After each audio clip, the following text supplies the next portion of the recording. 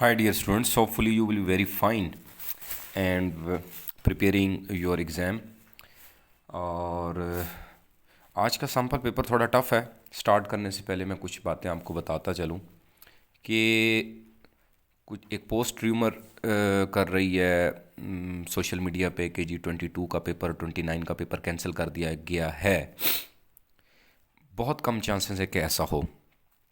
PPSC ने अपने इन test को वाइंड अप करना है। टोटल 3-4 सब्जेक्ट्स रहते हैं, पहले भी मैंने आपको बताया था। अगर स्कूल बंद भी हो जाते हैं नेक्स्ट वीक, तब तो और ज़्यादा अच्छा हो जाएगा पीपीएससी के लिए कि बहुत सारे स्कूल्स हायर करके आप लोगों को दूर दूर बिठा के ईजिली पेपर कंडक्ट कर सकते हैं। So there is a greater chance कि आपके पेपर इसी मंथ में हो जाएंगे। और फिर बाकी टाइम अगर कोरोना की वजह से इंस्टीट्यूट्स बंद भी होते हैं तो पीपीएससी अपना काम करता रहेगा और मेरिट बनाता रहेगा। सो आप अपनी प्रिपरेशन को उसी तरीके से जारी रखें। मैं तो ये कहूँगा कि आप उसे स्पीड अप करें उल्टा। ठीक है, तो मैं अभी थोड़े से एमसीक्यूज़ जो भी मैं डिस्कस करूँगा, कोशिश मेरी होगी कि वो उनका जो डिफ़िकल्टी का लेवल हो वो थोड़ा सा हाई हो। या स्टेटमेंट वाइज जिस तरीके से पेपर आ रहे हैं आजकल, तो वो स्टेटमेंट थोड़ी लॉन्ग स्टेटमेंट होती है। और इसमें होता ये है कि स्टूडेंट बेसिकली क्या करता है कि वो पढ़ने में उसका अच्छा खासा टाइम जो है वो वेस्ट हो जाता है। और आपको पता है कि 90 मिनट्स आपको दिए जाते हैं और आपने 100 एमसीक्यूज़ जो है वो अटैम्प्ट करने होते हैं। तो ये एक ऑलरेडी डिफ़िकल्ट टास्क है। और अगर स्टेटमेंट्स बड़ी बड़ी आ जाएं जिस तरीके से मैंने बात की है केमिस्ट्री वालों से, इंग्लिश वालों से और मैथमेटिक्स वालों से, तो स्टेटमेंट लॉन्ग आ रही ही है। तो पैटर्न जो फॉलो हो रहा है वो जीआरई जो है वो जो है ना, जैसे जीआरई इकोनॉमिक्स का पेपर होता है वैसा फॉलो हो रहा है। या जैसे ए लेवल इकोनॉमिक्स के एमसीक्यूज़ आते हैं वैसा फॉलो हो रहा है। जैसे नॉर्मली पहले पेपर आता था वैसा फॉलो नहीं हो रहा है। सो स्टार्ट करते हैं। ये थोड़ा सा टफ है पेपर और इसमें एक दो स्टैटिस्टिक्स के क्वेश्चन हैं, वो मैं आप लोगों के लिए छोड़ दूंगा। एंड पे मैं लिंक आपको बता दूंगा, ये पेपर आप वहाँ से डाउनलोड कर सकते हैं। और अपनी जो स्टैटिस्टिक्स की जो एबिलिटीज़ हैं उनको यूज़ करते हुए you can attempt those 2-3 questions जो कि मुझे नहीं आते हैं, क्योंकि स्टैटिस्टिक्स मेरी फील्ड नहीं है, मुझे इस पे ग्रिप नहीं है। सो वो आप पे मैं छोड़ूंगा। सो क्वेश्चन नंबर 1 क्या है जो इकोनॉमिक्स से रिलेटेड है। Firm x currently employees labour and capital such that the marginal product of capital is twice the marginal product of labor। अब काम की बात यही थी, मैंने हाईलाइट कर दी कि आपकी जो एम पी के है is greater than M P L है। अब अगर फर्म कॉस्ट को डिक्रीज़ करना चाहती है, ये पहले भी इस तरह का एक एम सी क्यू आया था, तो वो क्या करेगी, ये जिसकी प्रोडक्टिविटी जिस इनपुट की ज़्यादा होती है आप उसको इंक्रीज़ करते हैं, जिसकी कम हो चुकी होती है उसको अपने कम करना होता है। अब देखते हैं क्या पूछता है। If the price of a unit of labour is 8 and the price of unit of capital is 4, firm x can reduce cost. अभी यहाँ से भी पता चल रहा है कि आपका कैपिटल चीपर है और लेबर जो है वो एक्सपेंसिव है। Firm produce the same level of output by क्या कर रहा है, firm x can reduce the cost while producing the same level of output. Output उसकी सेम रहे, ठीक है, यानी कि इसका मतलब है बात आइसो क्वांट की हो रही है। ठीक है, तो क्या कर रहे हैं वो कि आउटपुट सेम रहे और उसकी कॉस्ट रिड्यूस हो जाए। यूज़ करेगा more of capital and less of labour. B would be your answer. अब बाकी क्या है, यूजिंग मोर ऑफ लेबर नहीं, क्योंकि आपने उसने आपको ये इंडिकेशन दे दी प्लस लेबर एक्सपेंसिव है। Decreasing its use of both नहीं। Increasing the use of both no. Maintaining the employment of capital labour at current level, ये तो वही बात होगी। So B is reasonable answer आपका। ये एक इजी एमसीक्यू है और वो क्या कहता है कि according to the diagram above depicting a consumer demand for kinishius, if the price of kinishius is P1, अगर P1 प्राइस है, ठीक है, तो what is the consumer surplus. ठीक है, हो सकता है, देखें इस दफ़ा पेपर अनएक्सपेक्टेड आ रहे हैं, हो सकता है कि एफपीएससी वाला पैटर्न फॉलो करते हुए ये डायग्राम्स को इंक्लूड कर दें। आपको पता है कि इकोनॉमिक्स में डायग्राम्स का बड़ा कंट्रीब्यूशन है। आपकी micro, trade, development, macro, monetary, diagram के बगैर आपका मॉडलिंग हो ही नहीं सकती है। सो this is a greater chance कि पेपर पैटर्न में डायग्राम्स आ जाएं और फिर आपको प्रॉब्लम ना हो। तो डायग्राम वाले क्वेश्चंस भी इसलिए मैंने फिर अपने सैम्पल पेपर में इंक्लूड किए हुए हैं। So what would be the consumer surplus? तो कंज्यूमर सरप्लस आपको पता है area below the demand curve and above the price line. तो ये आपके पास कंज्यूमर सरप्लस है। P1YW, P1YW, E is your answer. Clear है? Next, very tricky MCQ which is known as within the Keynesian framework which of the following is true? Keynesian framework में क्या true है? At a given level of income the amount savers intend to save and the amount investor intend to invest may or may not be equal. Option 1.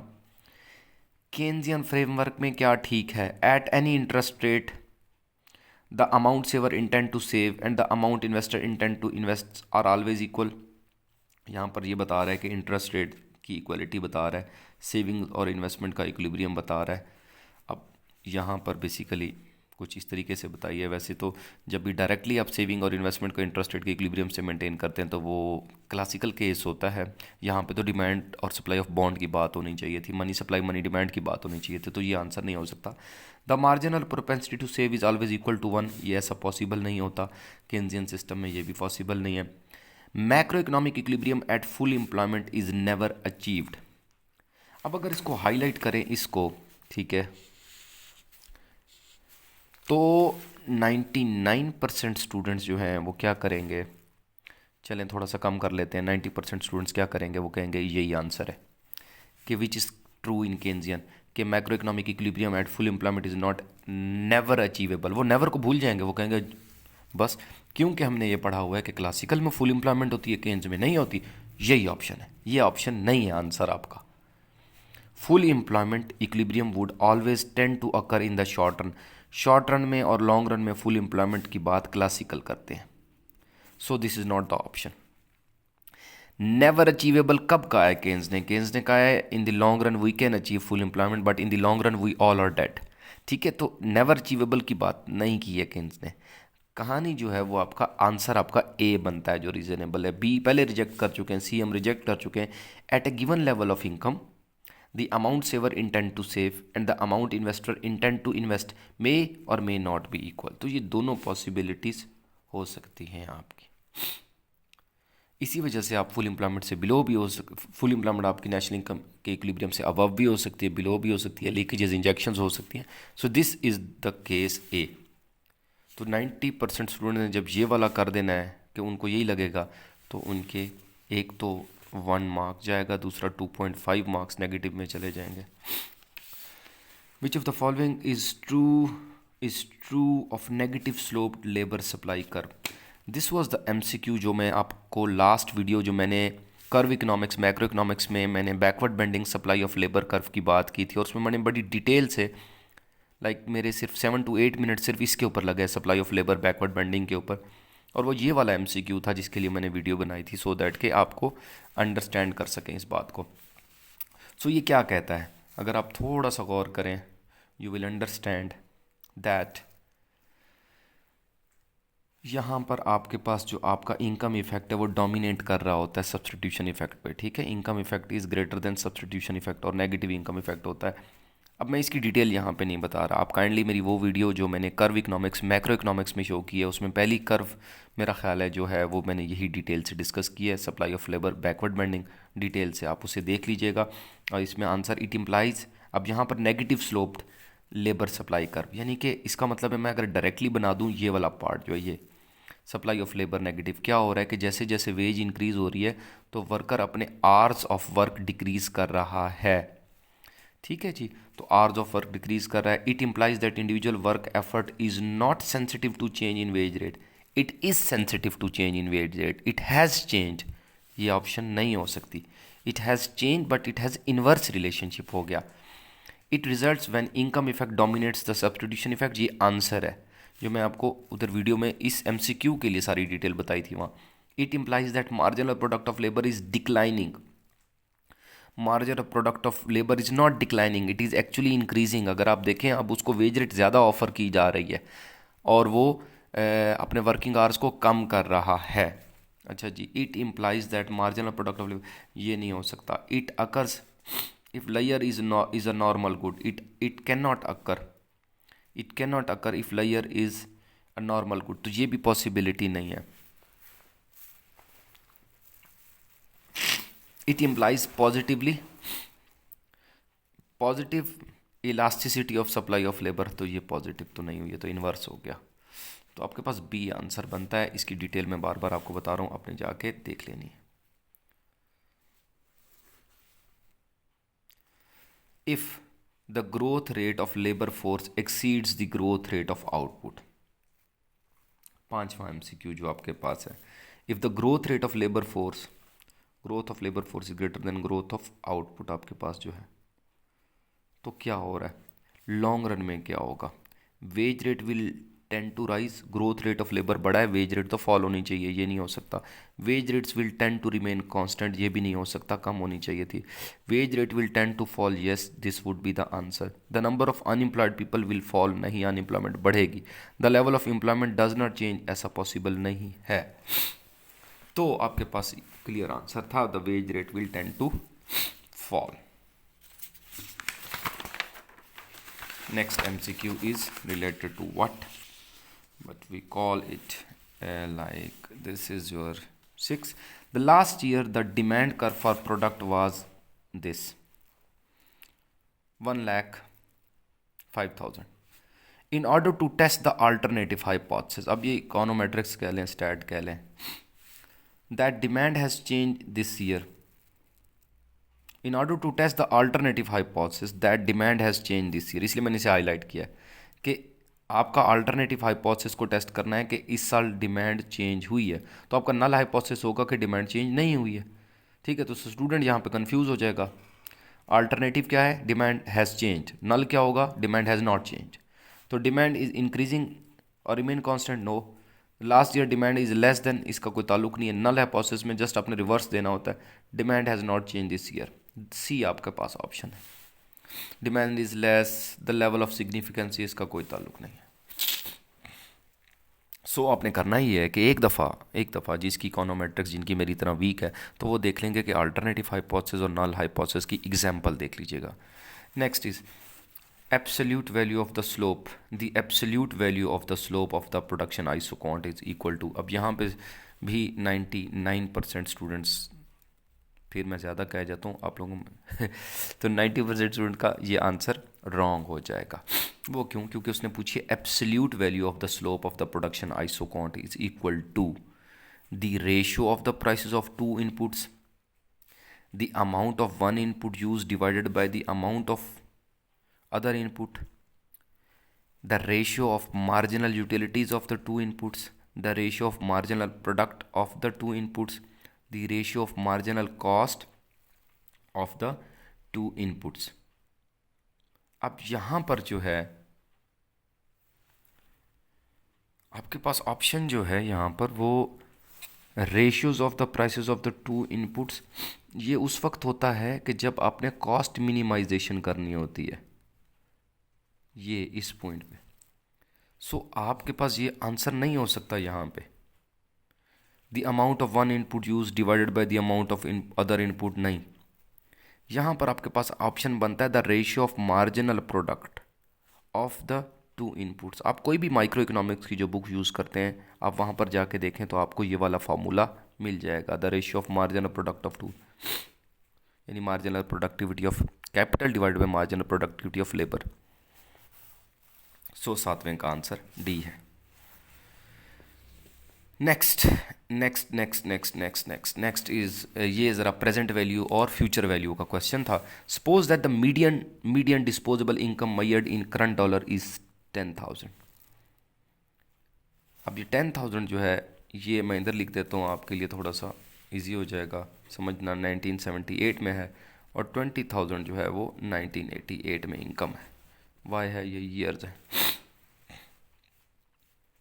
The economy price index, the economies price index is 100 in base year. अब यहाँ पर जो आपका जो index है वो यहाँ पर 100 है और ये इंक्रीज़ हो गया इतना। तो अगर यूँ कर लेना तो बड़ा इजीली हो जाता है क्वेश्चन को करना।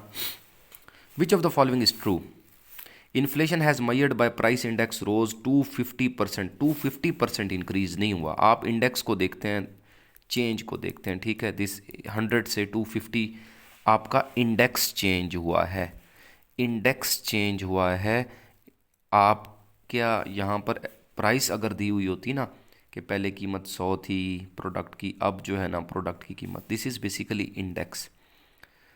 ठीक है, तो आपने कंज्यूमर प्राइस इंडेक्स का अगर वो छोटा सा फार्मूला मैक्रो इकोनॉमिक्स में दिया हुआ है तो उसको ज़रा देखिएगा कि इंडेक्स एक निकला हो दूसरा इंडेक्स निकला हो तो कैसे निकालते हैं प्राइस का चेंज। 250% नहीं है। Nominal median disposable income rose by 50%। Nominal median disposable income rose by, income वो कह रहा है 50% इंक्रीज हुई है, मीडियन को चले छोड़ें भी सही, तो 50% राइज कैसे, ये तो 10 से 20 हुई है, तो ये भी बात ठीक नहीं है। ये तो 100% राइज हुई है, यहाँ 50 कह रहा है। The real median disposable income rose by 250%, 100% rise हुई है, ये भी नहीं हो सकता, ये भी नहीं हो सकता। The real median disposable income fail 50% over the period. The real median disposable income 50% से तो ज़्यादा ही फॉल हुई है। क्यों? क्योंकि आपका देखें ना इंडेक्स आपका 100 से 250 हुआ है, तो ये भी नहीं हो सकता। अब यहाँ पर ये उसने क्या कर दिया, आपके साथ फ्यूचर वैल्यू और प्रेजेंट वैल्यू की बात कर दी। अब उसने फ्यूचर वैल्यू को इनकॉर्पोरेट कर दिया कि आज जो आपको, आज जो 1978 में 10,000 मिल रहे हैं उनकी जो फ्यूचर वैल्यू होगी, अगर इस 10,000 को जो 1978 में मिल रहे हैं उनकी फ्यूचर वैल्यू निकाली जाए बाय ऑब्जर्विंग 1988 का इंडेक्स जो कि 250 है, तो आपको फ्यूचर आज का 10,000 फ्यूचर के 25,000 के बराबर है। सो ई इज़ द आंसर। तो आपने क्या करना है, प्रेजेंट वैल्यू और फ्यूचर वैल्यू को थोड़ा सा देख लेना है कि क्या होता है। Next is a very tricky question, और ये ISLM से और आपकी बड़ी ग्रिप बन चुकी है, सुना है ISLM के बारे में, और आ गया ना ये वाला पेपर तो फिर माशाल्लाह काम हो जाएगा। फिर जैसे आज मैथमेटिक्स का रिज़ल्ट आया है कि 170 स्टूडेंट्स ने ओनली टेस्ट पास किया out of many thousands, like 10,000 students में से। तो ये वजह ये होती है कि कॉन्सेप्चुअल काम नहीं किया होता स्टूडेंट्स ने। तो कॉन्सेप्चुअल MCQs, अब देखें ये आपके पास LM कर्व है, ये आपके पास IS कर्व है। मैंने आपको पहले भी बताया था कि आपने करना ये है कि दे आपके पास अगर LM है तो आपने ये देखना है कि इधर क्या हो रहा है और इधर क्या हो रहा है, और ये अगर IS कर्व है तो इसके अप और बिलो, यानी पॉइंट्स अबव और पॉइंट्स बिलो में क्या होती है सिचुएशन, ये देखना बड़ा ज़रूरी होता है। अब अगर आप यहाँ पे आएँ तो उसने क्वेश्चन क्या पूछा है। सो आपको मैंने एक इंडिकेशन दी है जो आप खुद देखेंगे, that is point above and below LM, point above and below IS।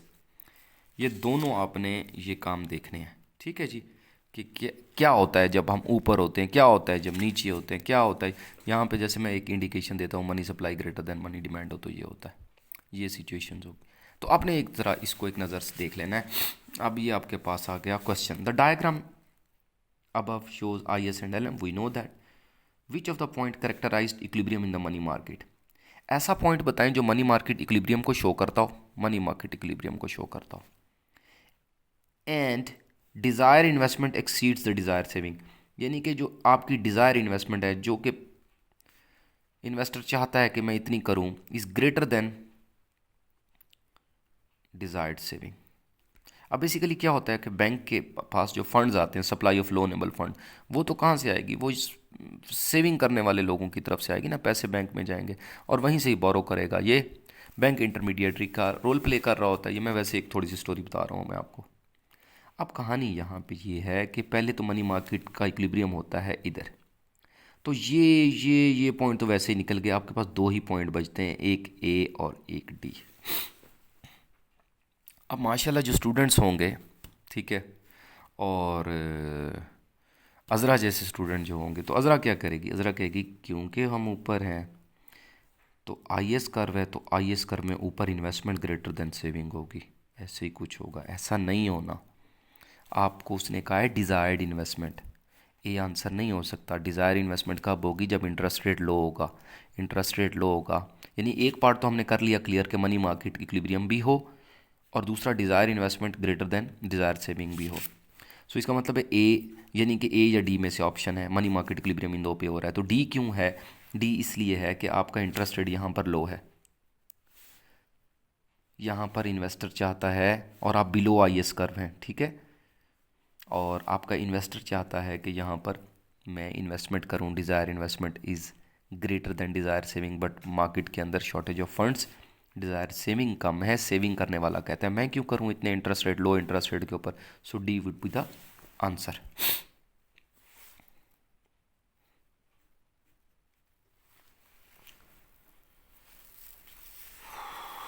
अच्छा, ये मीन मीडियन का क्वेश्चन है यहाँ पर, तो ये मैं नहीं करवा रहा, मैं आपको लिंक बता दूंगा, आपने अगर करना हो तो कर लीजिएगा, लेकिन इतना लॉन्ग क्वेश्चन कोई नहीं देता पेपर में, स्टेटमेंट इतनी लॉन्ग भी नहीं होती।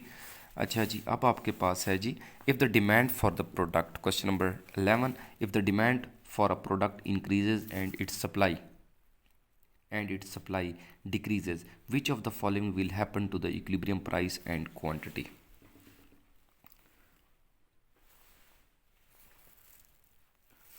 If the demand for product increases and supply falls, अब ये भी हो सकता है कि आपकी क्वांटिटी सेम रहे, प्राइस तो डेफिनेटली बढ़ेगी। ये भी हो सकता है कि सप्लाई ज़्यादा फॉल हो जाए तो क्वांटिटी कम भी हो सकती है। ये भी हो सकता है कि डिमांड ज़्यादा राइज हो जाए तो क्वांटिटी इनडिटर्मिनेट है, क्वांटिटी का नहीं श्योर कि क्या होगा। सो क्वांटिटी या ये वाली होगी या ये वाली होगी। प्राइस तो श्योर शॉर्ट है, बढ़नी है, सो प्राइस यहाँ डिक्रीज़ है यहाँ इंक्रीज़ है, तो आपका आंसर ये होता है। तो ये 5 ऑप्शन में से बड़ी जल्दी चूज़ कर सकते हैं आप। It is a very easy question. अब ये क्वेश्चन है, मेरी मैथमेटिक्स बहुत वीक है, आपको मैं वैसे एक हिंट दे देता हूँ जस्ट, कि आपके पास ये फंक्शन दिया हुआ है और ये ना आपको बीए लेवल की इकोनॉमिक्स के अंदर मिल जाता है। ये आपके पास फंक्शन दिया हुआ है, पी की वैल्यू आपको गिवन है, ठीक है जी, Q is equal to 100 minus 4 into 4 की पावर 2, ठीक है जी। तो 4 की वैल्यू आपको ये दिया हुआ है, ठीक है, ईजिली आप क्यू की वैल्यू फाइंड आउट कर सकते हैं, that would be Q is equal to I think 36 बनता है। पी भी गिवन है, दैट इज़ 4। अब उसने पूछा आपसे इलास्टिसिटी, कि what is the price for the absolute value of the price elasticity demand approximately. अब क्योंकि ये पार में है तो इसको थोड़ा सा सॉल्व करना होगा, तो ये आप काइंडली खुद कर लीजिएगा, और इसका आंसर बनेगा आपके पास 3.6, ठीक है जी। तो ये क्योंकि पार फंक्शन है तो मैं अभी इतना, एक तो मुझे ज़रा फ्लू है तो मैं इतना अभी फ़िलहाल सर्च करता, तो मुझे बीए की बुक में से कुछ मेथड मिल जाता तो मैं आपको करवा देता, तो आप इसको देख लीजिएगा, ना हो तो मुझे आप मैसेज कर दीजिएगा, मैं आपको फिर मैं कल तक फिर इसको देख लूँगा। So the next is what, in a graph of consumer budget constraints the budget constraint, this is a budget line. तो बजट लाइन की स्लोप की बात कर रहा है, basically the slope of the budget line is minus px over py. This is the answer. Next is what,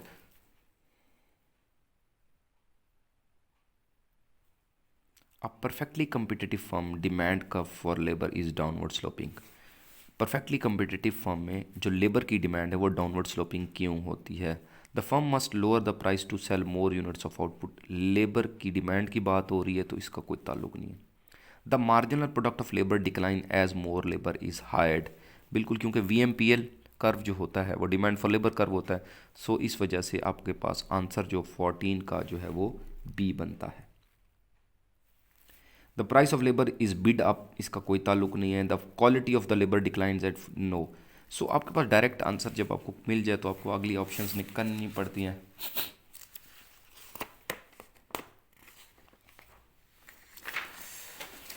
so the next question is question number 15। तो ये थोड़ा सा प्रिंटर से ये थोड़ा सा निकला है इस तरीके से, तो मैं अभी आपको बता देता हूँ कि नहीं, 15 को छोड़ दें, आ जाते हैं 16 की तरफ। यस, टू 16 की तरफ। To internalise the external cost that an industry generate. Internalise करना है एक्सटर्नल कॉस्ट को। अब external cost can be pollution, ये मेरी वीडियो आप देख सकते हैं, मार्केट एक्सटर्नैलिटी या एक्सटर्नल कॉस्ट के ऊपर है। तो पोल्यूशन अगर आपने कंट्रोल करनी है तो आप टैक्स इम्पोज करते हैं। एक्सटर्नल कॉस्ट है, बेनिफिट नहीं है। अगर बेनिफिट होता तो आप सब्सिडी देते हैं, ये जहन में रखना है। इंटरनलाइज का मतलब है उसे कंट्रोल करना है आपने, तो पोल्यूशन के ऊपर टैक्स लगाते हैं, ठीक है जी। The government should do which of the following, to impose a tax on producer to correct for under allocation. Under allocation नहीं होती, याद रखें, जब भी पोल्यूशन या एक्सटर्नल कॉस्ट होती है इसका मतलब ये होता है कि आप ओवर प्रोड्यूस कर रहे हैं, ठीक है जी। तो ओवर प्रोडक्शन को कंट्रोल करना है, मिस एलोकेशन ऑफ रिसोर्सेज को करना है, ग्रांट ऑफ सब्सिडी हो नहीं सकता। Impose a tax on producer to correct for over allocation of resources to this industry, ये वाली बात है। ग्रांट ऑफ सब्सिडी नहीं हो सकता। Impose a ceiling on the price to correct, no, ये भी नहीं हो सकता। बात ये है कि मैंने आपको दोनों ऑप्शन बता दें कि एक्सटर्नल कॉस्ट को क्या करना है, एक्सटर्नल बेनिफिट हो तो क्या करना है। अब ये आ गया आपके पास एक्सचेंज रेट से क्वेश्चन। तो कॉन्सेप्चुअल एमसीक्यूज ऐसे ही होते हैं, कोई और तो कहीं से नहीं उतरने। Assume that United State and Mexico are major trading partner. ठीक है जी। The United States dollar will appreciate in relation to Mexican peso under which of the following. अब जी यूएस डॉलर है, ठीक है जी, $1 सपोज कर लेते हैं कि 100 मैक्सिकन के बराबर है। ठीक है जी। तो हुआ ये है कि यूएस डॉलर कब बेसिकली अप्रिशिएट करेगा। एक सिंपल सी एग्जांपल देता हूँ, जब इनकी एक्सपोर्ट बढ़ जाए और इनकी जो इंपोर्ट्स हैं वो कम हो, सॉरी ज़्यादा हो, और मेक्सिको की एक्सपोर्ट कम हो जाए। तो अब देखते हैं, ये तो एक सिंपल, मैंने एक एग्जांपल दिया। The United States demand for Mexican goods increase, no. अगर यूनाइटेड स्टेट के लोग मेक्सिको की गुड्स की डिमांड इंक्रीज करेंगे तो मेक्सिको की करेंसी पावरफुल होगी, यूनाइटेड स्टेट्स की वीक होगी। ये आपने जहन में रखना है। The inflation rate in United State is higher. अगर इन्फ्लेशन रेट यूनाइटेड स्टेट में हायर होगा तो यूनाइटेड स्टेट्स की प्रोडक्ट्स एक्सपेंसिव हो जाएंगी, तो इंपोर्ट्स इंक्रीज़ होंगी, इसकी एक्सपोर्ट फॉल कर जाएंगी यूएसए की। United State tourist increase their travel to Mexico, इसकी वजह से भी डिमांड फॉर मैक्सिकन करेंसी बढ़ेगी, मैक्सिको अप्रिशिएट करेगा, ये नहीं हो सकता। United States business increase their investment in Mexico, इससे भी आउटफ्लो ऑफ फंड्स होगा, ये भी नहीं हो सकता। Real interest rate in United States rise relative to those in, so investor यहाँ पर हॉट मनी इनफ्लो होगी और मैक्सिको डिमांड फॉर डॉलर बढ़ेगी, तो E is the answer. Next is what 18th MCQ, when the Federal Reserve increase the supply of money increase किया, यानी money supply आपकी increase हो गई है, the interest rate and the quantity of money demanded will change in which of the following veg. अब money supply के increase होने से इंटरेस्ट रेट तो फॉल करेगा। आगे देखते हैं फिर क्या है, इसलिए उसे देखे ना फॉल की 3 ऑप्शन दे दिए। अब क्या हो गया कि which of the following will cause, मतलब अब यहाँ पर मनी डिमांड के साथ क्या होगा और इंटरेस्ट रेट के साथ। तो इंटरेस्ट रेट तो डेफिनेटली फॉल करेगा, क्यों? क्योंकि मनी सप्लाई आपकी जो है वो इंक्रीज कर गई है।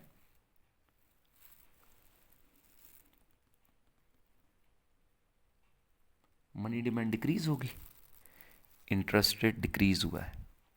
अगर आप मनी स्पेकुलेटिव डिमांड की थ्योरी को भी अपने माइंड में रखें तो इंटरेस्ट रेट जब फॉल होता है तो मनी स्पेकुलेटिव डिमांड बढ़ती है, तो मनी डिमांड इंक्रीज होगी। अगर आप सिंपल एक एग्जांपल भी अपने माइंड में रखते हैं तो दूसरी एग्जांपल ये है कि जब मनी सप्लाई इंक्रीज होगी, एक तो ये वैलिड हो गई, मनी सप्लाई के इंक्रीज होने से सर्कुलेशन ऑफ मनी बढ़ेगी, people will have more income, they will keep more cash, तो ट्रांजेक्शन भी बढ़ती है। तो ये आपके पास जो ऑप्शन है वो बी है। नो चेंज वाला तो कॉन्सेप्ट ही नहीं है। अब ये दो तो वैसे भी नहीं है, मैंने आपको पहले ही बता दिया था। Next is if the government sets a price floor above the market equilibrium price of egg, which of the following will occur। ठीक है जी। अब ये काम हुआ है, एग्स की प्राइस थी 100, गवर्नमेंट ने कर दी 160 above the market equilibrium price। So price floor में क्या सिचुएशन होती है, एक्सेस सप्लाई क्रिएट हो जाती है, एक्सेस सप्लाई ऑफ एग्स जो है वो मार्केट के अंदर आ जाएगी। ये बड़ा सिंपल सा क्वेश्चन था, तो supply is greater then demand. Next MCQ जो है वो आप खुद देख लीजिएगा, ठीक है, क्योंकि स्टैटिस्टिक्स से रिलेटेड है। जनरली उसने डमी वेरिएबल की बात की है, जस्ट आपने वैल्यूज पुट करनी है और उसके बाद आपने इसको फाइंड आउट करना है। और देयर इज़ अ चांस के MCQ भी आएंगे इकोनो से रिलेटेड, तो 2-3 तो आएंगे, maybe maximum 5। 21th MCQ is related to what, elasticity of demand. Okay, assumes that total cost for monopolist is constant and equal to 3000. Total cost for monopolist is constant and equal to 3000 regardless of the level of output. When the monopolist produce the profit maximizing output level, the elasticity of demand and marginal revenue will be of which of the following. याद रखें कि monopolist जब भी produce करता है तो ये देखें, this is basically A R, इसके मिड पॉइंट पे इलास्टिसिटी इक्वल टू 1 होती है, तो वो प्रोड्यूस करता है इन इलास्टिक पार्ट पे डिमांड के। लाइक उसका जो एम सी कर्व है वो हमेशा कट इस ज़ीरो से ऊपर ही करेगा ना, तो ये आपके पास क्वांटिटी और ये आपके पास प्राइस होती है। सो आपके पास जो मार्जिनल रेवेन्यू है वो पॉजिटिव होता है और इन इलास्टिक जो है वो डिमांड होती है।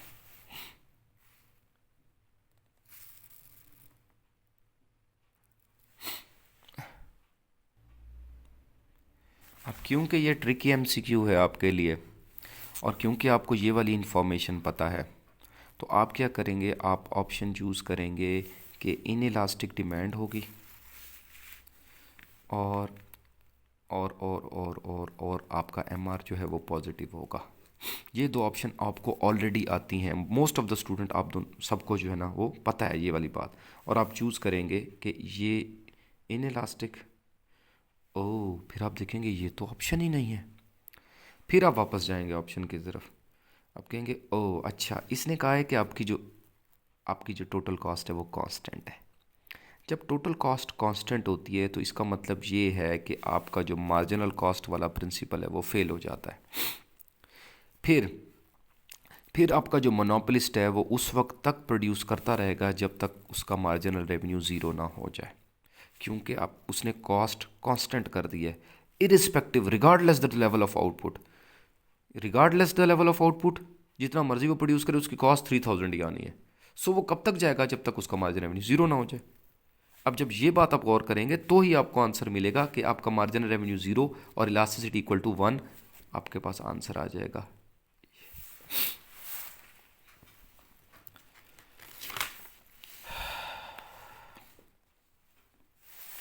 If a resource is scarce, economic decision makers must choose among alternative uses of the resources।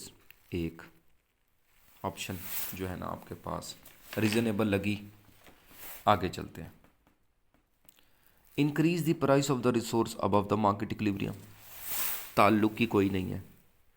Impose an upper limit on how much of the resources each individual can purchase, subsidize the producer of the produce। Levy या tax कुछ भी नहीं बनता इसमें से। Reason ये है कि जब भी आपके पास रिसोर्स स्कार्स होते हैं तो आप अल्टरनेटिव चॉइसेस की तरफ जाते हैं, यूजेस की तरफ जाते हैं। A is the answer. Which of the following event would decrease the money supply? Banks increasing their amount of excess reserves। Banks increasing their amount of excess reserves। अगर वो excess reserve increase कर रहे हैं तो money supply तो कम हो जाएगी।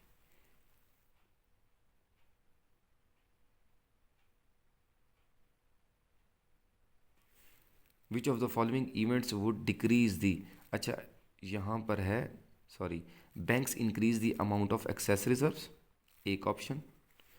The Federal Reserve lowering the required reserve rate, lowering the required reserve rate.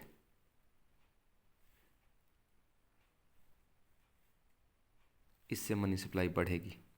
क्यों? क्योंकि अब फेडरल यानी जो हमारा स्टेट बैंक है या फेडरल रिजर्व यूएसए का सेंट्रल बैंक है, अगर वो क्या करता है कि अपना जो रिजर्व रेट है उसको कम कर देता है तो मनी सप्लाई बढ़ेगी मार्केट के अंदर। Banks will keep lesser cash, they will bound to keep lesser cash as a guarantee with central bank, so इससे मनी सप्लाई बढ़ेगी।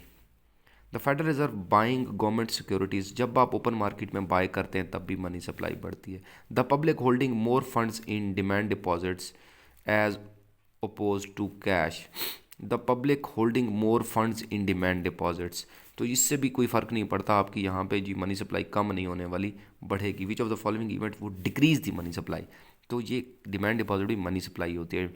Banks experience and increase demand for loans, इससे भी money supply आपकी increase होगी। तो क्या हुआ आपके पास कि आपके पास इसने कहा कि which of the following event would decrease the money supply, तो ऑप्शन क्या है, banks increase their amount of excess reserves.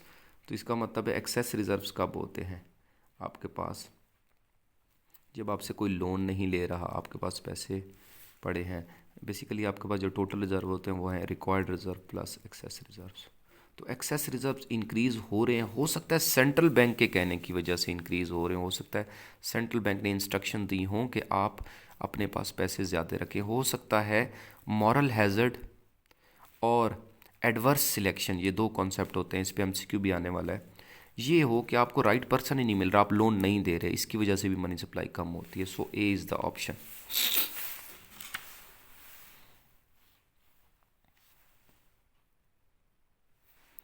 अच्छा, यहाँ पे बड़ा इंटरेस्टिंग क्वेश्चन, और मैं बार बार आपको कहता रहा था कि इस तरह का क्वेश्चन पेपर में आएगा, और कंपैरेटिव एडवांटेज और एब्सोल्यूट एडवांटेज का क्वेश्चन ऐसे ही आता है। क्वेश्चन है इन द कंट्री ऑफ ज़ैना, ज़ैना कंट्री है, आप कोई कह लें, पाकिस्तान कह लें, कोई भी। A unit labour can produce, a unit labour can produce 4 unit of good X and 2 units of Y. अब इसको क्या करें, फ़ौरन आपने कन्वर्ट करना है कि एक लेबर है, आपको ये पता चल गया कि जो कंट्री है वो क्या कर रही है, वो प्रोड्यूस कर रही है, कंट्री का नाम है ज़ेना और दूसरी कंट्री का नाम है बैरन, ठीक है। तो ये मैं समझाने के लिए, हमारे पास तो टाइम है ना, हम तो कोई पेपर नहीं कर रहे ना, हमारा तो मकसद है सैम्पल पेपर में चीज़ों को प्रैक्टिस करना। तो ये एक्स कर लेते हैं और ये वाई कर लेते हैं। तो ज़ैना जो वो प्रोड्यूस कर रहा है, वो प्रोड्यूस कर रहा है इसके 4 और इसके 2, और जो बैरन कंट्री है, a unit of labor can produce, a unit of labor can produce 2 units of good x and 1 unit of good y, ये काम हो रहा है। अब ये वो क्वेश्चन आ गया जो मैं आपको कहता होता हूँ कि कंपैरेटिव एडवांटेज का टफ क्वेश्चन यही होता है, अगर कहीं से आ जाए तो ये होगा। और ये केस आपको बता रहा है 2 डिवाइडेड बाई 1 भी सेम आंसर है, 4 डिवाइडेड बाई 2 भी सेम आंसर हो, ऐसी सिचुएशन में there is no comparative advantage.